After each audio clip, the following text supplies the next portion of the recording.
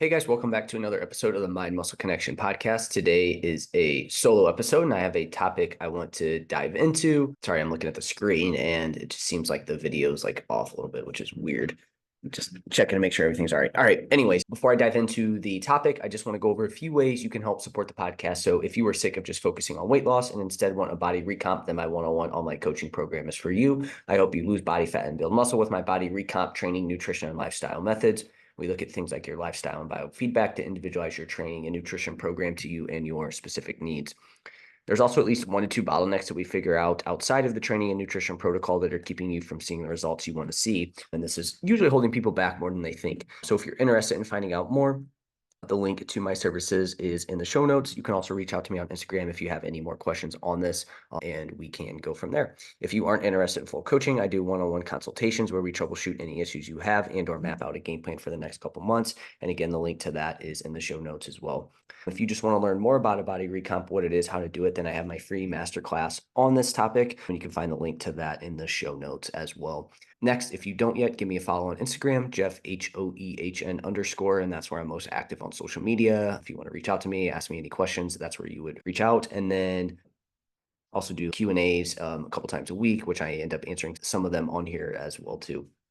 And then lastly, if you found this podcast to be helpful in any way, if you could leave a rating and review, and that will help more people find this podcast. So with that out of the way, let's dive into today's topics. And it is how to have a successful fat loss phase in 2024. By the time this comes out, it will be January 12th. So still relatively early in the new year. Again, a lot of times most people, one of their main goals when they get into fitness is to drop some weight, drop some body fat.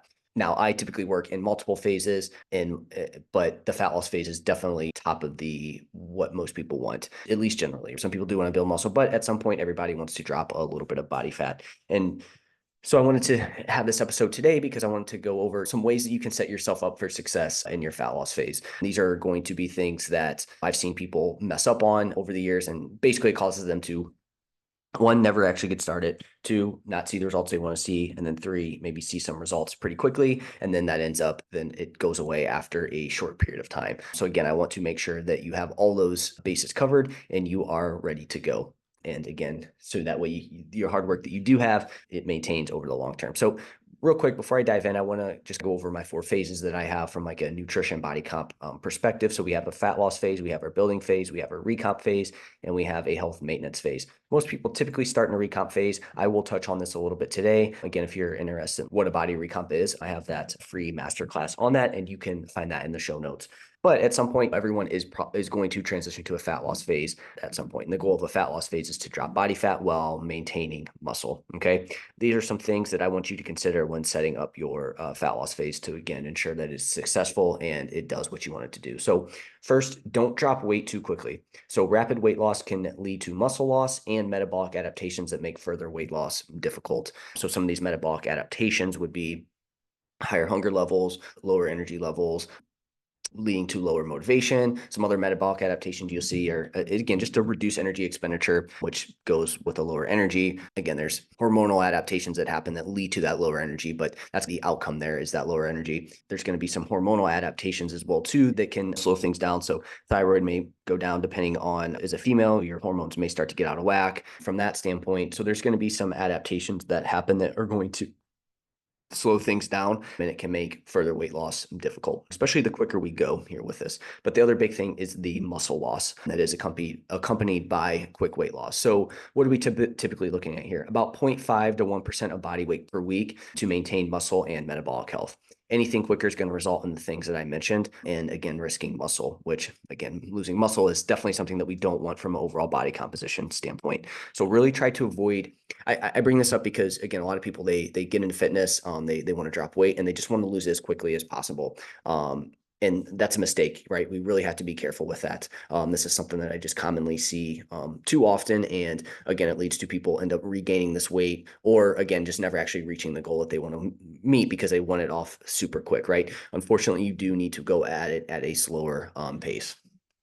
So the first thing here is make sure that whatever your calorie deficit is, it's not something that's going to cause you to drop body weight quicker than 0.5 to 1% of body weight per week. Now, the first week or two, this may happen. No need to stress that. However, if we're 3-4 weeks in and you're continuing to drop more than 1% of your body weight per week, just realize that you probably are going to run into some of these issues sooner rather than later. And also real quick on metabolic adaptation, it's not going to be anything that it doesn't cause you to lose body fat. It's just going to add a little bit more friction and it's going to make things tougher. So again, this is why I'm a fan of that 0.5 to 1% of body weight per week rate of loss, again, for maintaining muscle, but also the adherence aspect of it, and just making sure that you don't feel like total crap in the process, which anytime you feel like total crap in the process, you're going to be less likely to stick to it. Next, make sure your macros are balanced. We want to have a balanced intake of protein, fats, and carbs, as this is going to support overall health. It's going to help manage hunger, and it's obviously going to help preserve muscle mass.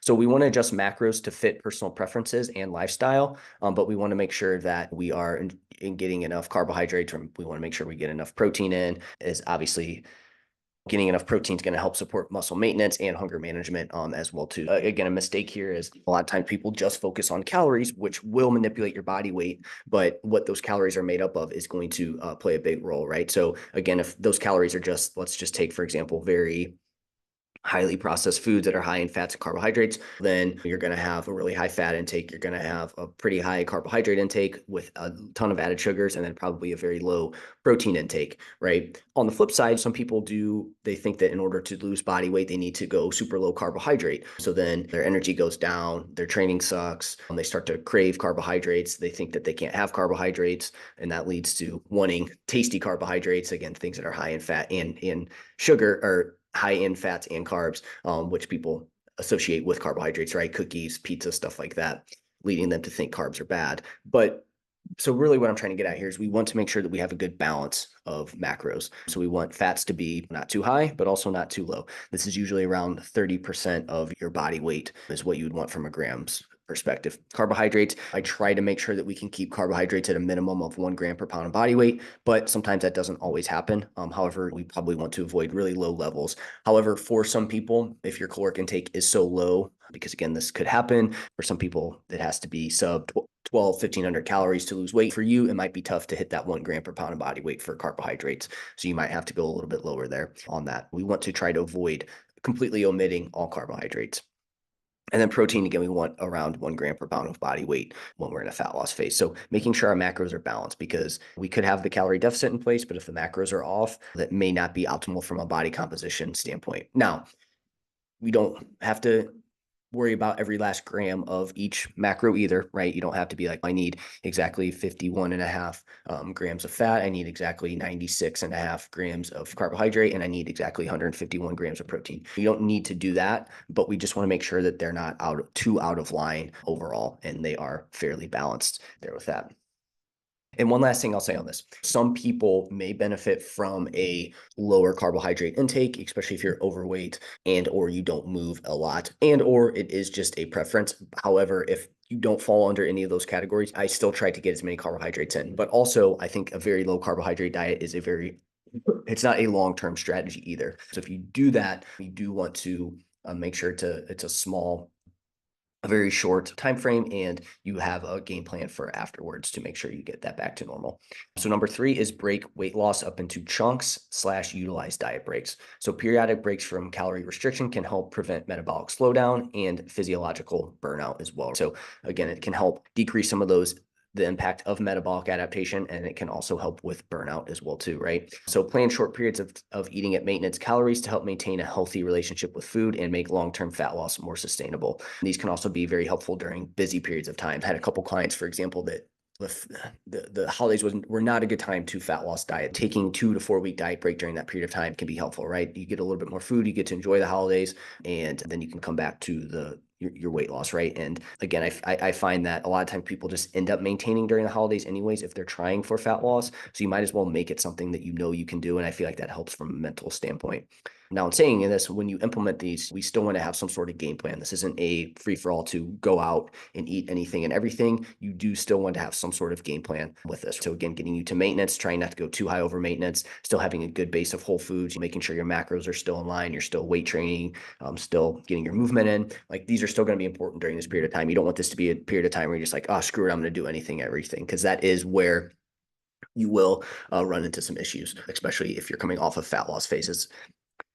you'll be a little bit more susceptible to hunger and whatnot there. So again, break your weight loss up into chunks. I typically say if you have to lose more than 10% of your body weight, you probably want to break this up into at least multiple fat loss phases. So it could look at like something where 8 to 16 weeks of fat loss, you lose about 10 to 15% of your body weight, maintain that for anywhere from 4 to 16 weeks or longer, and then you come back, drop another 10 to 15% of your body weight, rinse and repeat. Or you can utilize diet breaks where, hey, maybe you have a 16-week fat loss phase, and 1 to 2 times throughout, you have a 1 week or anywhere from 2 to 7 days of eating at maintenance within that, right? So those would be how you would utilize either of those with that. But again, having some sort of game plan for those are key. Again, this isn't a recipe to eat anything and everything. You still do want to, make sure you're around your maintenance calories and have a good base of whole foods and whatnot.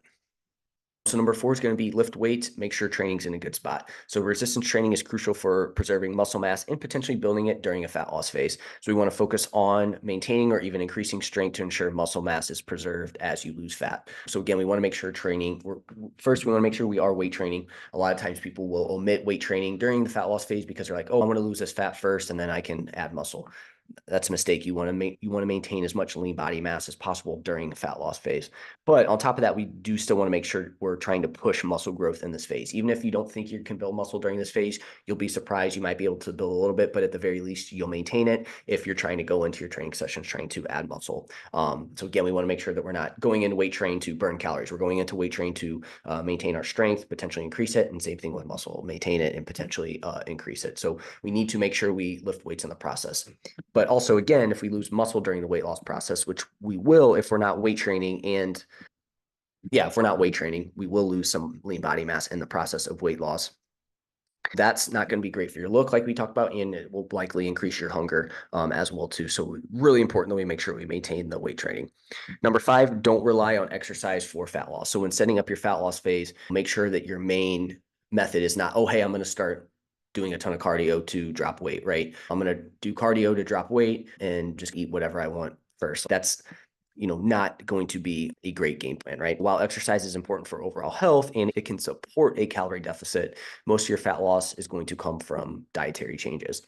What I mean by it can support is, if you're somebody who you are making the nutrition adjustments and then you also add in exercise, that can increase your calorie deficit a little bit more, right? It does increase your energy expenditure. Now, you may ask, why can't I just do a bunch of cardio then and get into that calorie deficit? One, that from a sustainability aspect, you're going to be asking yourself to do a lot of cardio, which may not be sustainable. But then also, as you do that for longer, your body will adapt to that exercise. And let's say, for example, the very first time you did it, you burned 700 calories. You may be doing the same amount, and it may only be, again, I'm making up a number here, it just depends on the person and whatnot. There's a lot of things that go into it, but you may only be burning 400 calories, right? So then you'd have to do more to get to where you're at. And then that's going to continue to happen, right? So then you have to keep doing these excessive amounts. And then you can combine this, if you can combine, well, I can't say that. If you combine it with not weight training, not a balanced macro approach, you may be losing muscle in that process as well too. So consider exercise as a tool to complement your nutrition efforts and improve body composition, not as the primary method for fat loss. We don't want to burn as many calories as possible to drop body fat. We need to use exercise for, again, supporting the calorie deficit and for overall health. And movement does help you utilize the nutrients that you give your body much better, and it does have some sort of appetite regulating effect as well too. If you get anywhere from 7,000 plus steps per day. Next, we want to dial in sleep. Sleep's one of those things where in a energy deficit, one, it's going to make the energy deficit tougher to manage because you're probably going to see higher hunger levels. You're going to have lower motivation overall, poor decision making, and you're just going to have this drive to want to continue to eat, and especially tasty foods, right? Foods that are going to be really tough to moderate overall. So quality sleep is essential for recovery, hormonal balance, overall health, and optimal body composition. Poor sleep can lead to higher hunger levels, like I talked about, poor decision making, and lower motivation. We want to aim for about 7 to 9 hours per night to support fat loss, muscle recovery, and hormonal regulation from a sleep perspective. Also, there was a study where they had 2 groups. One slept for 5.5 hours, and one slept for 8 hours. They both lost the same amount of weight in this study, both groups. However, the group that slept 5.5 hours did lose more weight from lean body mass. So that kind of comes back to it's not great from a body composition standpoint. The next one, make sure you have a game plan for after the diet. For your fat loss phase, make sure you have a plan to reverse out of it, or again, just have some sort of anything afterwards. Don't just fat loss diet and then go straight to, oh, hey, I'm just going to go back to what I was doing before. Again, that's not going to be, you're going to see everything come right back on. So transitioning out of a calorie deficit is as important as the diet itself. Plan for a gradual increase in calories to help maintain your new weight and prevent fat regain after the fact. So again, some things you can do here is still make sure you monitor your food intake, still make sure you monitor your body weight, still weight train, still exercise. From a food perspective, slowly increase your calories, but try not to just completely go from quote unquote nutrient dense, exclude the quote unquote, still include nutrient dense foods and your quote unquote diet foods.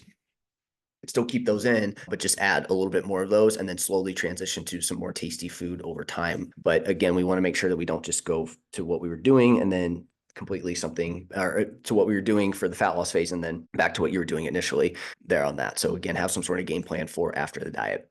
Next, don't plan on trying to diet. Don't try to fat loss diet the entire year. So we talked about taking diet breaks, taking time away from fat loss dieting. So same thing here. Don't try to fat loss diet the entire year. Continuous dieting can lead to burnout, decreased metabolic rate, and potential nutrient deficiencies. So include periods of maintenance or slight surplus to give your body and mind a break. And this is where we insert things like building phases. So again, clients are typically in fat loss phases for about 8 to 20-ish weeks. So again, make sure you plan on other phases of nutrition throughout the year versus just, hey, I'm just going to lose weight the entire 2024. That's going to be very challenging. It's going to be tough to stick to, and you're likely not setting yourself up for a successful fat loss phase. And my very last one here, at least initially, consider a body recomp approach instead of fat loss. Instead of focusing solely on the scale, aim to improve body composition by losing fat and building muscle simultaneously. This approach often leads to more sustainable and visually noticeable results.